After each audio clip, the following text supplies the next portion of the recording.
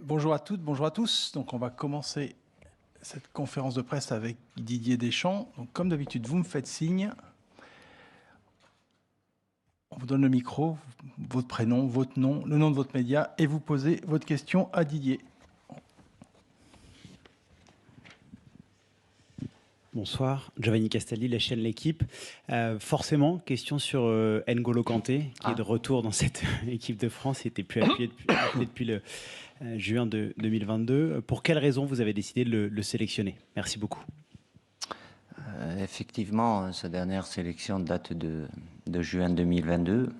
Ce qui a suivi a été beaucoup plus compliqué pour lui, avec une saison avec une grave blessure où il a très peu joué, et ce qui l'a empêché très certainement de faire partie du groupe pour la Coupe du Monde. Et puis il est reparti sur une saison où évidemment on l'a suivi régulièrement, où il a pu retrouver toutes ses capacités footballistiques et athlétiques en enchaînant beaucoup de matchs. D'ailleurs, si certains ne sont pas au courant, il est en train de jouer là encore. Donc voilà. La situation dans ma tête était claire pour N'Ji. Il y avait deux choses. Cet aspect où je souhaitais qu'il puisse retrouver sa capacité sur le terrain. Et pendant ce temps-là, de laisser du temps de jeu à des jeunes qui avaient, durant la Coupe du Monde, montré un bon potentiel et acquérir plus d'expérience. Et j'ai pris cette décision parce que je considère que l'équipe de France sera plus forte avec N'Ji. Bonsoir Didier, Dominique Sérac, Oui. Le Parisien. Est-ce que sa présence est aussi liée à l'incertitude entourant Aurélien Tchouaméni? Ils sont un peu au même poste. Est-ce que si Aurélien n'avait pas connu sa fracture de fatigue... Je n'irai pas jusqu'à là, non. Il rentrait dans la réflexion. J'ai échangé plusieurs fois avec N'Ji, donc c'est pas un élément qui va aller contre. Aurélien, il y a forcément une incertitude, même s'il est sur la liste. C'est que si tout se passe bien, j'ai de bonnes, comment je vais dire, pas certitude, mais il y a de bonnes probabilités qu'il puisse être sur pied pour le début de la compétition.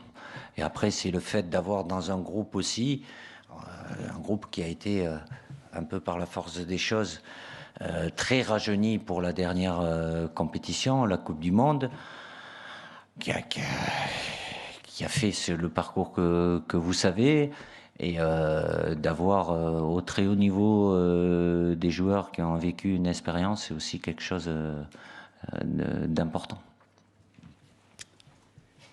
Bonsoir Didier, Louis Vix, Oui. Sport Plus Canal Plus. Concernant les attaquants, à quel point ça a été difficile de trancher entre Bradley Barcola, j'imagine, et des joueurs comme Moussa Diaby, voire Christopher Nkunku? Qu'est-ce qui a entériné le choix de prendre Bradley Barcola? Oui, après, oui, il y a des choix qui sont, ils sont toujours difficiles. Je dirais jamais que une liste pour une grande compétition est facile. Il y a toujours après des discussions avec mon staff technique, bien évidemment, avec des éléments que nous avons en interne, et aussi par rapport à ce qu'on veut faire et l'utilisation de certains joueurs qui ont des caractéristiques et la possibilité de jouer à certains postes plutôt qu'à d'autres, et d'avoir des options différentes. Mais comme à chaque moment où j'ai eu à faire une liste, il y a des joueurs qui auraient pu y être. Voilà, j'ai des cases à remplir. Et évidemment, ça se fait pas comme ça, claquant des doigts. Au-delà de chaque joueur, il y a des hommes aussi. Et évidemment, d'être sélectionné, ne pas d'être sélectionné, certes, c'est pas la fin du monde, mais c'est une étape importante. Donc, il y a beaucoup de critères. Et par moment, oui, c'est sur certaines situations, ça peut se jouer à peu, mais il y a toujours balance plus, moins par rapport à ce que nous avons l'intention de faire aussi, quoi. C'était clair? Ben, De quoi des idées? Je ne dis pas tout de suite, il y en a d'autres que je coche avant, mais quand d'abord je commence par les gardiens, je vais par ligne. Donc déjà, il n'est pas dans les premiers, quoi. Donc voilà, après au poste par poste avec ses qualités, il n'était pas là au mois de mars, il aurait pu y être. J'estimais que tout venait un peu peut-être très vite. Depuis ce qu'il avait fait déjà très intéressant, il a fait d'autres choses depuis où il a confirmé. Et avant qu'il y en ait un au cas où qui me pose la question, c'est pas le match d'hier soir. Hein. Il était sélectionné avant le match d'hier soir, hein, au cas où, quoi. Mais tant mieux pour lui. Il a cette capacité-là à pouvoir créer des différences, à marquer des buts aussi. Donc voilà, c'est pas décidé. Il y a quelques jours, mais c'est rentré dans une réflexion avec mon staff technique. On est en réflexion depuis le dernier rassemblement. On attend d'avoir toutes les données parce qu'il peut avoir, évidemment, comme malheureusement c'est le cas avec la grave blessure de Lucas Hernandez, s'adapter, anticiper les options qu'on peut avoir ou des joueurs qui ont, comme à l'heure actuelle, 3 joueurs qui ne sont pas aptes à jouer puisqu'ils sont blessés, à savoir Kingsley Coman, Aurélien Tchouameni et Mike Maignan. Et après, il y a un travail aussi en lien avec les clubs, le docteur Franck Le Gall pour avoir le maximum d'informations. C'est vrai que c'est très tôt aussi, on est que le 16, mais si je fais cette option-là, c'est parce que ce week-end, on en a 8 qui arrêtent la compétition. Bon, il y a 2 gardiens et 6 joueurs de champ, donc ils ne peuvent pas rester. Le début de rassemblement, ça sera le 29. Et pour ceux qui ont un problème physique aujourd'hui, dans 15 jours, il y a le temps de faire beaucoup de choses. Et je vous répète, après, là, c'est officiel dans la communication, mais la date importante, c'est le 7 au soir, où je devrais transmettre la liste à l'UEFA. Et j'espère pas, pour ceux qui sont là, je peux être amené à devoir amener des modifications. Et en poussant un peu plus loin, c'est le règlement qui est comme ça. Pour les gardiens, c'est jusqu'au bout. Mais pour joueurs de champ, on a jusqu'au 16, c'est-à-dire à J-1 du premier match, s'il y a malheureusement, ce que je ne souhaite pas, un problème, une blessure, quoi. Bonsoir Didier. Oui. Philippe Sansfourche pour RTL. Vous avez fait le choix de remplacer Lucas Hernandez par Ferland Mendy. Qu'est-ce qui a motivé ce choix, sachant que Pas du tout. Bon, alors là, je vous le dis tout de suite, si Lucas Hernandez avait été là, Ferland Mendy aurait été là. Vous pouvez me croire ou pas, parce que je considère que Lucas est plus un défenseur central qu'un arrière latéral. Donc ça aurait amené à peut-être d'autres choix, mais Ferland aurait été là, quoi. Bon, c'est déjà une bonne information, mais du coup, je vais poser ma deuxième question. C'est pour ça que je vous la donne. Par extension, Lucas Hernandez étant justement polyvalent et capable de jouer aux 2 postes, est-ce que vous avez hésité peut-être à ne pas prendre un autre défenseur central et est-ce que c'est quelque chose qui peut éventuellement encore se faire, sachant que vous n'avez pris que 25 joueurs et que vous pouvez en prendre 26, que vous aviez déjà fait? J'estime aujourd'hui qu'à 25, on a ce qu'il faut. Après, j'ai du mal à suivre le raisonnement par rapport à Lucas. Oui, je pouvais jouer dans l'axe, mais s'il est dans l'axe, il peut jouer à gauche et pas. Enfin, oui, il peut jouer à droite aussi. Oui, mais dans l'axe. Et pas dans l'axe. Mais il y en a 4 qui sont dans l'axe. Oui, tout à fait. Et c'était aussi par rapport au fait que sur la dernière liste pour la Coupe du Monde, vous aviez pris 25 joueurs et puis Marcus Thuram était venu s'ajouter après pour faire un 26. Mais parce que j'avais en interne. Je fais en sorte d'anticiper par rapport à la situation de joueurs qui étaient là et où j'avais quelques inquiétudes. Donc c'est pour ça que j'en ai rappelé un. S'il y a à voir, voilà, c'est pas prendre pour prendre. Si j'estime que là, on a ce qu'il faut pour faire une compétition. S'il y avait eu 23, ben, la question se poserait pas, mais si elle se serait posée, parce que j'aurais fait les choses différemment. J'avais eu 23, puisqu'il y a des joueurs, malgré tout, même si je pense qu'on a le temps. Mais voilà, donc j'aurais fait une autre annonce, différemment. Et donc sur Ferland Mendy, qu'est-ce qui vous a motivé dans ses qualités, sachant que par le passé, c'est pas forcément le joueur qui s'était le plus imposé sous le maillot bleu? Il n'a pas eu une histoire. Après, c'est pas question que je l'aime ou je l'aime pas, comme j'ai pu l'entendre. Voilà, je suis pas là à prendre des joueurs que j'aime ou que j'aime pas. Je prends des joueurs quand je pense que c'est pour le bien de l'équipe de France. De par ce qu'il réalise avec le Real Madrid, il a enchaîné pas mal de blessures aussi au cours de la saison dernière, au cours de cette saison.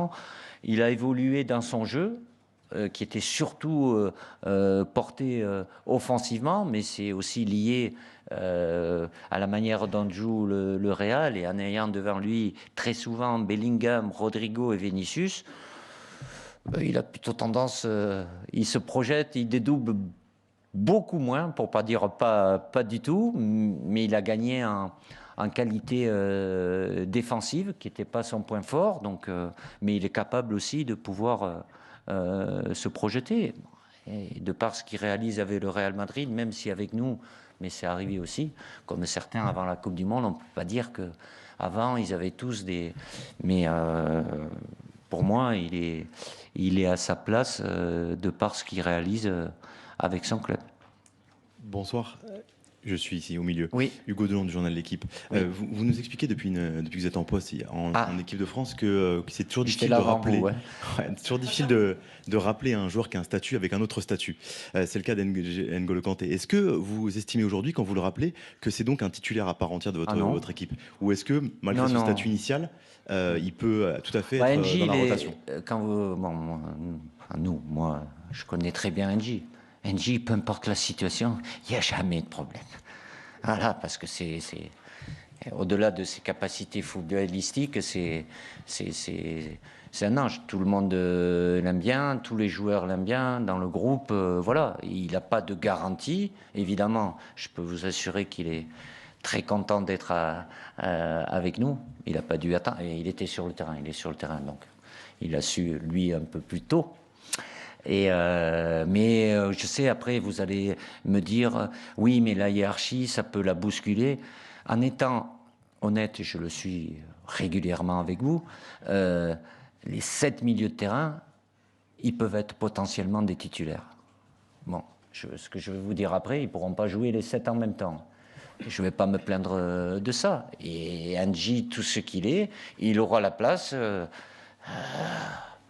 qu'il méritera, ou que je lui donnerai, ou qu'on lui donnera avec le staff, mais il n'y a pas aujourd'hui à se dire, voilà.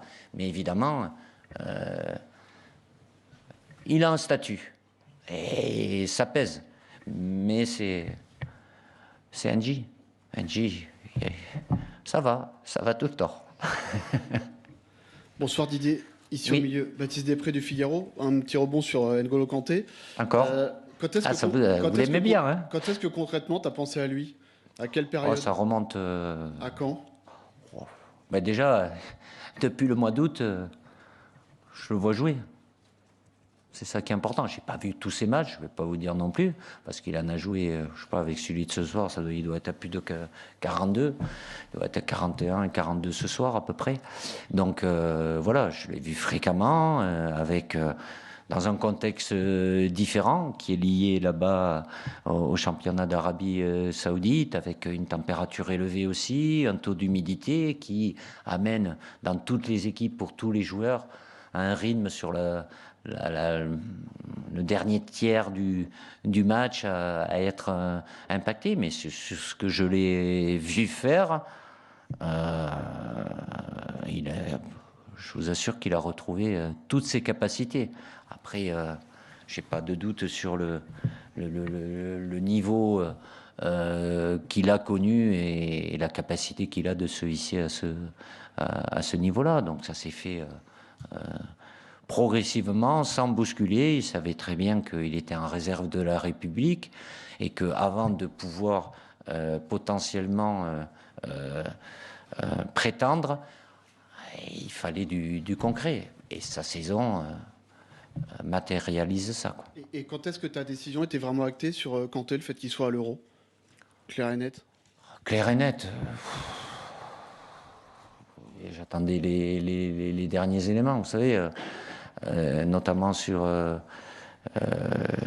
J'en ai eu encore hier parce que j'ai des infos même sur des joueurs qui peuvent pas être dans la liste, mais j'aime bien avoir les infos aussi, sur le plan médical ou autre. Mais vous voulez vraiment le dater parce que je décide pas. Il y a des matchs qui se jouent, il y en a beaucoup qui vont se jouer, donc une bonne semaine, quoi. Bonsoir Didier, au milieu, Loïc Braillet, RMC Sport. Oui. Comment tu appréhendes l'officialisation du futur club de ton capitaine, Kylian Mbappé? Est-ce que tu t'es mis d'accord avec lui pour qu'il fasse un aller-retour quelque part? Je n'ai pas eu de demande pour le moment. Est-ce que tu crains que la préparation soit un peu perturbée? Comment tu appréhendes ça? Mais vous en parlez pas, ça ira très bien et ça lui ira très bien aussi. On risque d'en parler un peu. Hein? On risque d'en parler un petit peu. Quand même. Oui, ça se fera un moment ou un autre. C'est pas moi qui décide.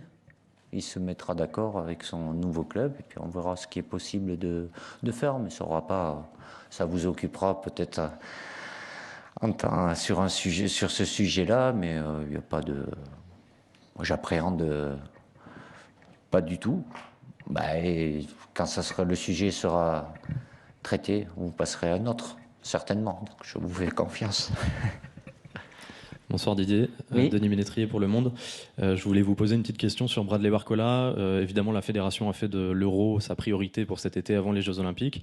Est-ce que pour autant vous avez eu une discussion avec Thierry Henry? Est-ce que ça veut dire qu'il ne va pas jouer les Jeux Olympiques? Est-ce que Warren Zaïre-Emery également, est-ce que ça a un impact sur l'enchaînement? J'ai eu plusieurs discussions avec Titi Henry. La dernière, elle date même d'hier après-midi. Je ne vous dirai pas le contenu, mais c'est pas que dans un sens, évidemment.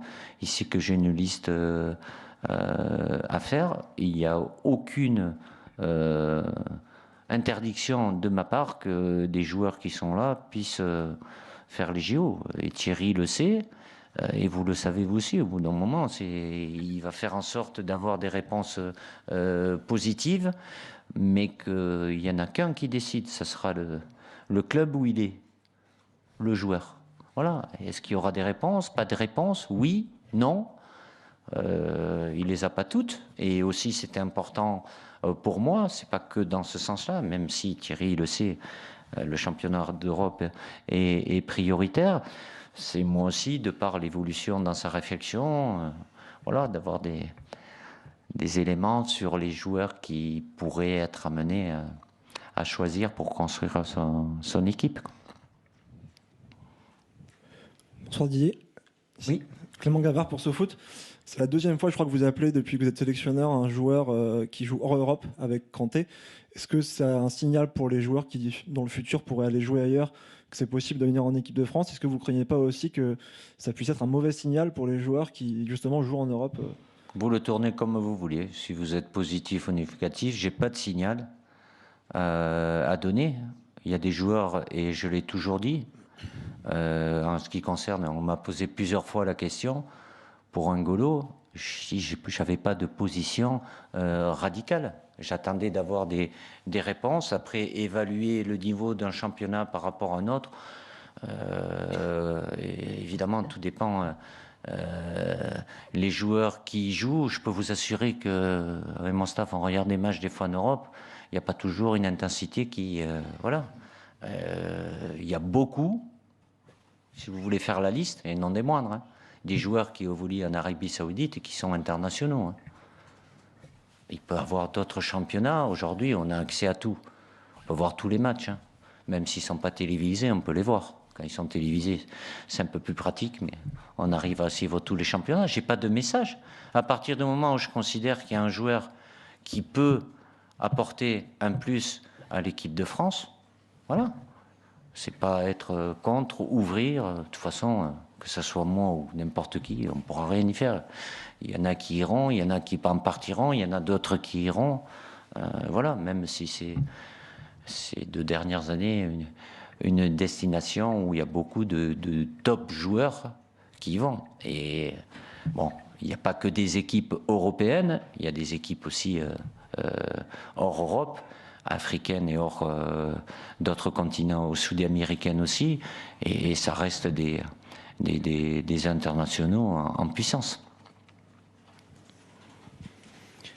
Bonsoir Didier, Jérémy Moreau pour M6. Oui. Après toutes ces années passées à la tête des Bleus, est-ce que... C'est pas fini, hein. Oui. Merci. Et non, mais est-ce que c'est enfin le bon moment pour la victoire finale dans cette compétition? Avant chaque compétition, c'est une question de l'environnement.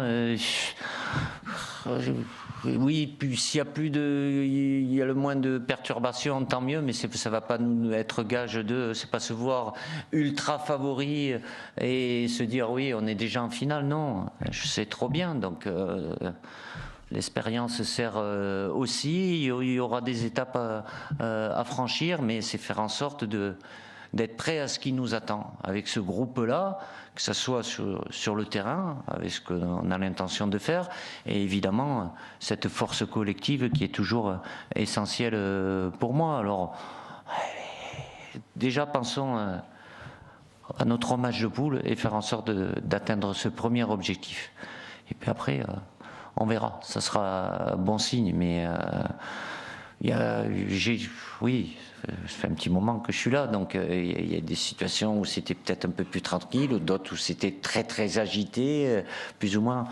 Après, vous me croyez pas, moi j'ai suffisamment de tranquillité, de sérénité, mais c'est plus pour les joueurs qui peuvent être plus ou moins impactés par ce qui se passe. Mais c'est pas non plus comme on l'était certainement avant le dernier Euro, on est là, et puis oui, on est les plus beaux, et puis le haut niveau, il est impitoyable, je vous l'ai déjà dit, donc dès qu'on fait un peu moins, on met un peu moins, ça peut basculer. Notre objectif à un moment sage, c'est qu'on mette tout, et en mettant tout, c'est pas la garantie d'y arriver, mais au moins on a tout fait. Je veux que les joueurs, et dès le premier jour de rassemblement, même si malheureusement, je ne sais pas si vous me poserez la question, mais ils ne seront pas tous là pour différentes raisons. Mais à partir du 3 soir où tout le monde sera là, voilà, on sera axé. Les 2 matchs amicaux que vous connaissez, et puis après avec ce premier match contre l'Autriche le 17. Quoi. Mais il y a des étapes là aussi à franchir. Bonsoir, Anthony Clément de l'équipe. Comment vous envisagez concrètement les blessures de Mike Maignan, comment et Aurélien Tchouaméni? Est-ce qu'il y en a qui vous inquiètent plus que d'autres? Et il n'y a pas de liste de réservistes? Est-ce que ça veut dire qu'il n'y a pas pour autant des joueurs qui ont des consignes pour se tenir prêts au cas où il y a des blessés? Je ne vais pas rentrer trop dans le détail parce que je ne vais pas me protéger en disant ça, mais bon... Il y a une réserve par rapport à l'aspect médical aussi. C'est 3 situations totalement différentes. Brièvement, Mike a repris les séances d'entraînement spécifiques. Voilà, vu qu'il est avec son club, avec l'accord de son club, qui ne joue des matchs où il n'y a pas d'objectif spécifique, il n'y aura pas de risque qui sera pris sur le week-end prochain pour lui permettre d'avoir encore une semaine. Il sera probablement concerné pour le dernier match contre la Salernitana, je crois. Donc, mais c'est pas ce week-end. Après Aurélien, il y a une phase de cicatrisation qui appartient au staff médical du Real Madrid, avec évidemment où il sera de toute façon avec son club pour la finale à Wembley, et puis après il nous rejoindra au même titre que Kama et Ferland. Kingsley, lui, est aussi dans une phase de réathlétisation. Si tout se passe normalement, il sera disponible pour le début du stage pour s'entraîner avec le collectif. Après, par rapport liste, réserviste, à partir du moment où j'ai dû faire une pré-liste, comme c'est le cas à chaque fois, tous les joueurs sont sur la pré-liste, sont censés être prêts s'il y a quoi que ce soit. Le 7, parce que j'ai cette liste aussi officielle à donner à la FIFA, et même jusqu'au 16, puisque je peux encore pouvoir changer, quoi. Bonjour Didier. Bonjour. Emmanuel Baranguet pour l'agence France Presse. Je voulais te poser des questions sur la suite du programme. Tu as déjà dit rendez-vous le 29 pour la plupart. Après la finale de Coupe 3 pour soir. Ceux qui la jouent. Le 3 au soir pour eux. Et les 3000 années. Et les 3000 années qui jouent en Non, amical. qui ne jouent pas, qui voyagent très loin. La date FIFA est d'ouverture est le 3. Donc, ils sont dans leur droit. Donc je ne vais pas aller dans... Voilà. Est-ce que vous avez déjà décidé ce que vous faites entre le 5 et le 9? Est-ce que vous restez à Metz? Est-ce que vous allez à Bordeaux? Est-ce que vous rentrez à Clairefontaine? Et quand est-ce que vous allez en Allemagne? Vous êtes curieux quand même. Non, on reviendra à Clairefontaine et comme toutes les équipes nationales, on a l'obligation d'être sur site 5 jours avant la compétition. Donc, en sachant le jour où nous commençons la compétition, nous serons en Allemagne le... Voilà. Bien calculé. Didier, bonsoir à nouveau. Oui. Il y a 4 défenseurs centraux dans la liste, mais est-ce que l'option Tchouaméni en défense centrale comme au Real, elle existe en équipe Bien de sûr. France? Bien sûr. On fait en sorte d'avoir des 3 options à chaque poste. Mais si on le bascule dans un autre, il n'est pas au poste où il est prévu au départ. Jules Koundé aussi a joué beaucoup de matchs comme défenseur central, mais s'il est dans l'axe, il n'est pas à droite. Donc, mais avec la polyvalence de pas mal de joueurs, nous avons 3 options à chaque poste. Après, je ne vous dis pas... Vous direz ou vous penserez, vous analyserez bonne ou mauvaise, mais bon, c'est quand même c'est important aussi. Et quand je parle que j'estime qu'à 25, on a suffisamment de garanties, c'est d'avoir ça aussi, quoi. Après, on ne sait pas ce qui peut se passer, mais il y a ces 3 options-là à chaque poste, quoi. Je vous laisse les trouver. Didier, Alessandro Grandesso, Gazzetta dello Sport. Il y a 6 joueurs, enfin, il y a 5,5 joueurs d'Italie qui jouent en Italie. Pourquoi une demi? Giroud qui va partir bientôt. Ah oui, oui, d'accord. Bon, 6, on va dire 6. Pas gentil pour lui. Il est toujours italien. Enfin, il joue toujours, non pas italien. Il joue en Italie quand il est sélectionné, quoi. Exact. Oui. Qu'est-ce que ça peut amener à une équipe nationale, le fait d'avoir 6 joueurs qui jouent dans un même championnat et la plupart aussi ensemble, enfin 3 à 2. 6 ensemble, mais 3, oui. Ouais. 3 et 2. Et... Voilà. Ça fait partie aussi de votre réflexion ou pas? Non.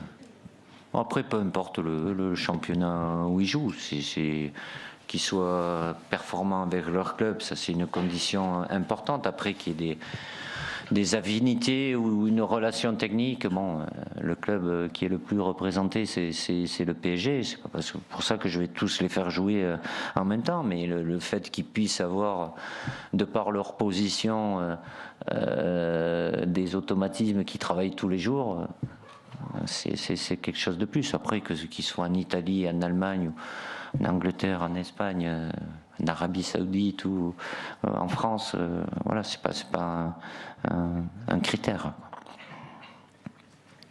Rebonsoir Didier. Est-ce qu'il y a eu une réflexion autour de Christopher Nkunku? Oui, forcément, mais bon, il a eu une saison très compliquée. Voilà, il a fait 3 bouts de match, même si il est rentré un peu plus d'une mi-temps, il a marqué. C'est un peu juste qu'il soit guéri, oui. Il n'a pas commencé un match comme titulaire. Après, il aurait pu y être, mais c'est par rapport à la concurrence qu'il y a sur le plan offensif. Et il y a du monde. Parlez de lui, vous pouvez en citer d'autres aussi qui sont présélectionnés. Donc malheureusement pour Christopher, de par la première blessure, il en a eu encore derrière, ça a retardé. Guéri, je pense qu'il est. S'il n'a pas commencé un match encore avec Chelsea, c'est que bon, il y a encore des étapes à franchir. Et par rapport à la concurrence, où bon, il y a la qualité et puis il n'y a pas cette interrogation là, quoi. Rebonsoir. Oui. Vous avez sélectionné donc Randal Colomwani. Est-ce qu'il y a une hésitation dans votre esprit compte tenu de son très faible temps de jeu? On avait parlé lors de la fois précédente, en mars, du son peu de temps de jeu, ça a peu évolué de ce point de vue-là. Est-ce que vous avez une vraie hésitation? Et seconde question sous-jacente, comment on fait pour redonner confiance à un joueur qui, visiblement, dans ses entrées, a de très grosses difficultés à retrouver des sensations à la fois athlétiques et techniques? Il faut le faire jouer titulaire, comme à Marseille, contre le Chili, et ça va très bien. Non, après, sur le temps de jeu, Colo, bon... je pense que...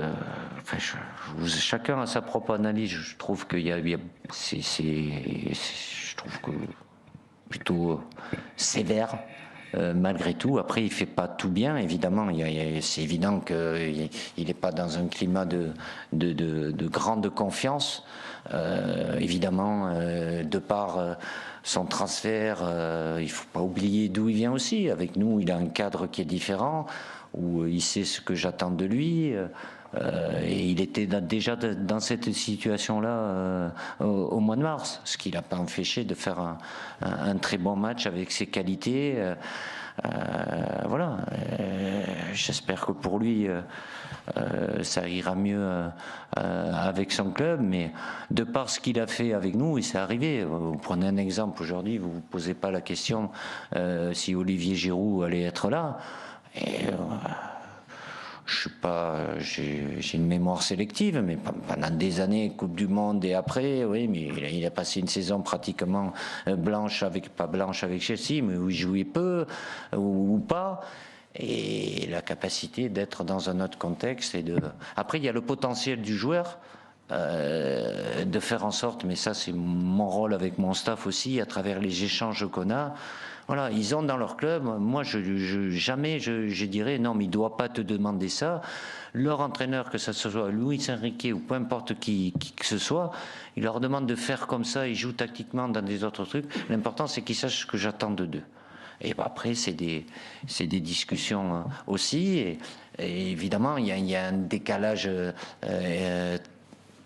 important entre ce que Colo peut faire avec le Paris Saint-Germain et ce qu'il est capable de faire avec nous. Bonsoir Didier, Hortense Leblanc pour France Info Sport. À propos de Bradley Barcola, est-ce que c'est différent d'intégrer un joueur dans une grande compétition que sur un rassemblement un peu plus habituel ? Oui, c'est forcément différent parce qu'on est beaucoup plus sur un cycle plus long. L'un n'empêche pas l'autre. Ça m'est déjà arrivé de le faire sur d'autres joueurs plusieurs fois. Après, ça dépend de la situation aussi, ce que fait le joueur. Ce que je peux vous dire, moi, la jeunesse, c'est pas un critère de non-sélection. Vous imaginez bien, depuis le départ, quand j'estime, et si je ne vais pas dire un gamin, qu'il ait 18 ans, si je pense que c'est mieux pour l'équipe de France, je mettrai celui de 18. Et s'il y en a un autre de 25 ou de 30, voilà, aujourd'hui, il ne faut pas leur enlever à toute cette jeune génération, et il y en a beaucoup, un peu à tous les postes, pas tous malheureusement, mais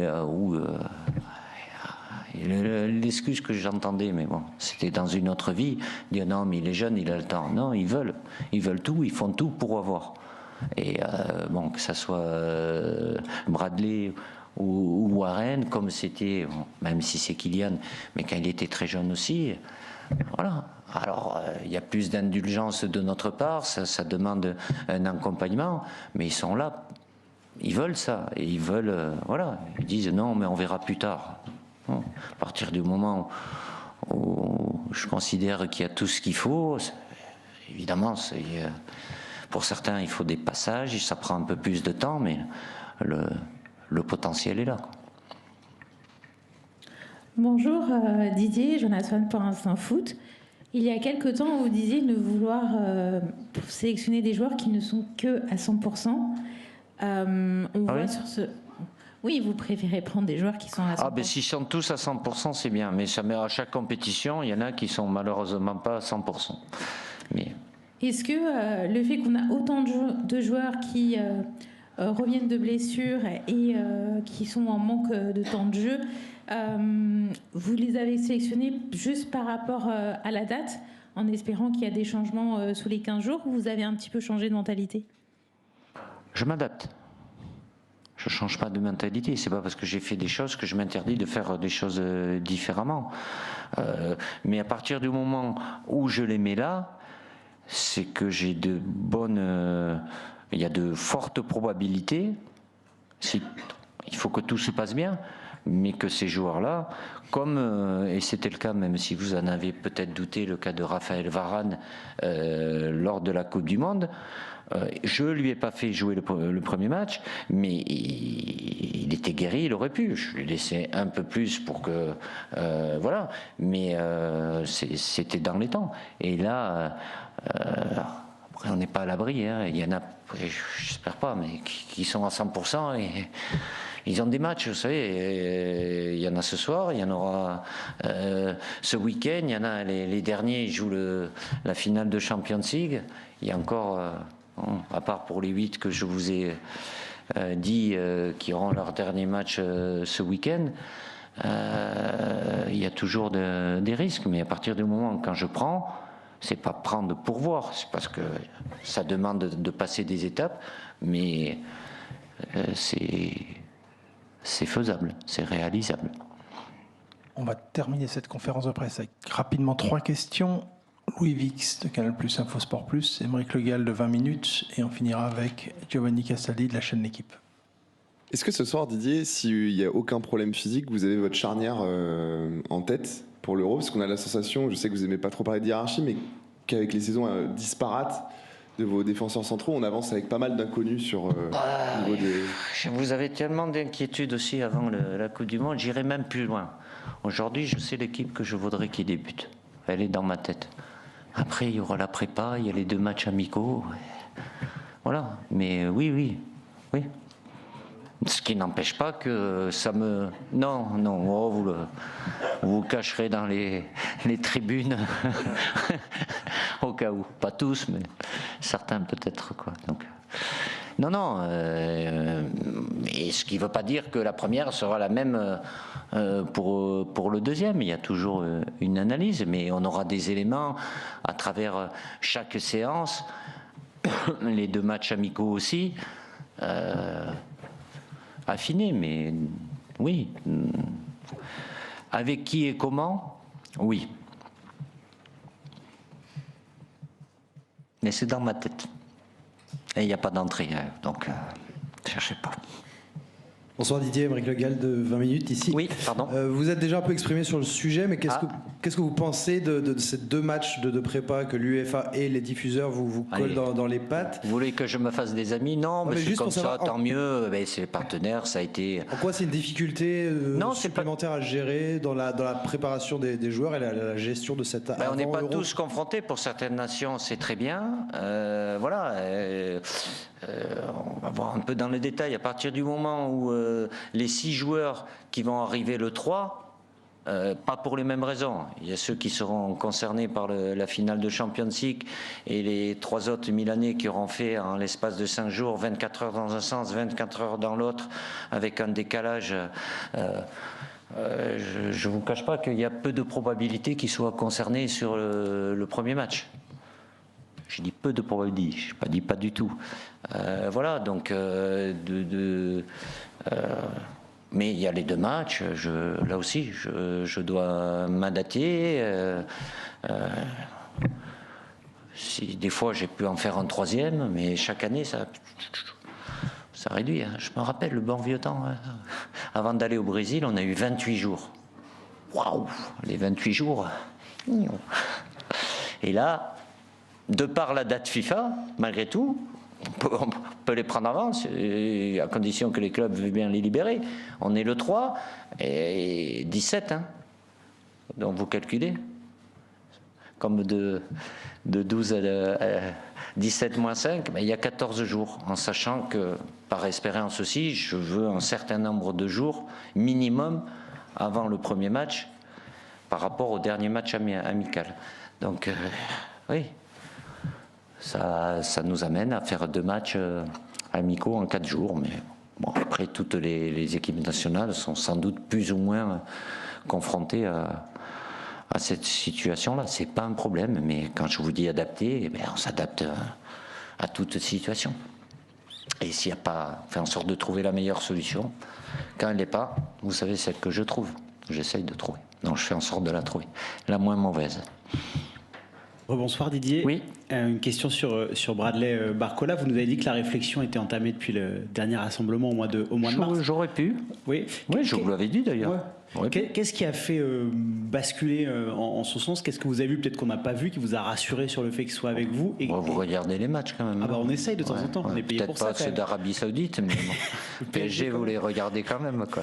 Et qu'est-ce qui vous impressionne le plus sur le plan footballistique chez Bradley? Après, Bradley, il a cette capacité de fulgurance, de pouvoir éliminer, créer des différences par le dribble, la vitesse, et de marquer des buts aussi. Avec le temps, il gagnera en efficacité certainement, une bonne aussi volume, capacité à faire les efforts. Il les avait déjà fait à fond, il les a fait. Si vous prenez après, parce que pour m'en poser la question par rapport à Moussa Diaby, c'est d'autres caractéristiques dans les zones de terrain où c'est pas forcément la même aussi, même si ils ont la capacité les deux à pouvoir. Mais je sais où Bradley est le plus à l'aise et je sais où Moussa Diaby est le plus à l'aise aussi. Merci. Donc on vous donne rendez-vous le 29 mai à Clairefontaine pour le début de la préparation. On va appeler ça préparation. Ouais, rassemblement. Voilà, rassemblement, pour le début du rassemblement. Bonne soirée. Merci.